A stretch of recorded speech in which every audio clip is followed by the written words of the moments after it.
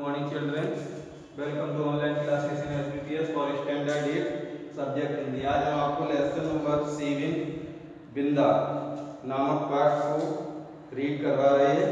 तो ये आप देखिए पेज नंबर 58 पर तीसरा पैराग्राफ। फिर कुछ दिनों तक मैंने बिंदा को घर आंगन में काम करते नहीं देखा।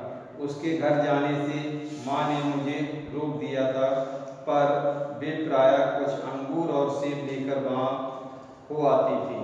बहुत खुशामद करने पर रुकिया ने बताया कि उस घर में महारानी आई है, क्या वह मुझसे नहीं मिल सकती? पूछने पर वह मुंह पर कपड़ा ठूंसकर हंसी रोकने लगी। जब मेरे मन का कोई समाधान न हो सका, तब मैं एक दिन दोपहर को सबकी आंख बचाकर बिंदा के घर पहुंची। नीचे के सुनसान खंड में बिंदा अकेली एक खाट पर पड़ी थी। आंखें घुस गई थी, मुख दानों से भरकर न जाने कैसा हो गया था, और मैली सी चादर के नीचे छिपा शरीर बिछौने से भिन्न नहीं जान पड़ता था। डॉक्टर, दवा की शीशियाँ, सिर पर हाथ फेरती हुई माँ और बिछौने के चारों ओर चक्कर काटते हुए बाबूजी के बिना भी बीमारी का अस्तित्व है, यह मैं नहीं जानती थी। इसी से उस अकेली बिंदा के पास खड़ी होकर मैं चकित सी चारों ओर देखती रह गई। बिंदा ने ही कुछ संकेत और स्पष्ट शब्दों में बताया कि नई अम्मा मोहन के साथ ऊपर के खंड में रहती है, शायद चेचक के डर से। सुबह शाम बरौनी आकर उसका काम करती है। फिर तो बिंदा को देखना संभव न हो सका, क्योंकि मेरे इस आज्ञा उल्लंघन से माँ बहुत चिंतित हो उठी थी। एक दिन सवेरे ही रुकिया ने उनसे न जाने क्या कहा कि वह रामायण बंद कर बार बार आके पहुँचती हुई बिंदा के घर चल दी। जाते जाते वह मुझे बाहर न निकलने का आदेश देना न भूली थी। इसी से इधर उधर से झाँक कर देखना आवश्यक हो गया।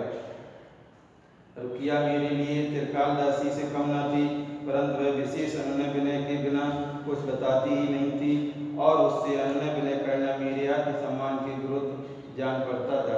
अतः खिड़की से झाँककर मैं बिंदा के दरवाजे पर जमा हुए आदमियों के अतिरिक्त और कुछ न देख सकी, और इस प्रकार की भीड़ से विवाह और बारात का जो संबंध है उसे मैं जानती थी। पर क्या उस घर में विवाह हो रहा है, और हो रहा है तो किसका? आज प्रश्न मेरी बुद्धि की परीक्षा लेने लगी। पंडित जी का विवाह तो तब होगा जब दूसरी पंडिताएं चाची भी मरकर तारा बन जाएंगी, और बैठ न सकने वाले मोहन का विवाह संभव ही नहीं। यह सोच विचार कर मैं इस परिणाम पर पहुंची कि बिंदा का विवाह हो रहा है, और उसने मुझे बुलाया तक नहीं। इस अचिंत अपमान से आहत मेरा मन सब कुड़ियों को साक्षी बनाकर बिंदा को भी शुभ कार्य में न बुलाने की प्रतिज्ञा करने लगा। कई दिन बिंदा के घर जाकर जब मैंने माँ से उसके ससुराल से लौटने के संबंध में प्रश्न किया, तब पता चला कि वह तो अपनी आकाशवाणी अम्मा के पास चली गई। उस दिन से मैं प्रायः चमकीले तारे के आसपास फैले छोटे तारों में बिंदा को ढूंढती रहती, पर इतनी दूर से पहचानना क्या संभव था? तब से कितना समय बीत चुका, पर बिंदा और उसकी नई अम्मा की कहानी शेष नहीं हुई। कभी हो सकेगी या नहीं, इसे कौन बता सकता? यह आपकी लेसन की बुक रीड समाप्त हुई। अब कल इसके आपको शब्द राइट करवाएंगे। ओके।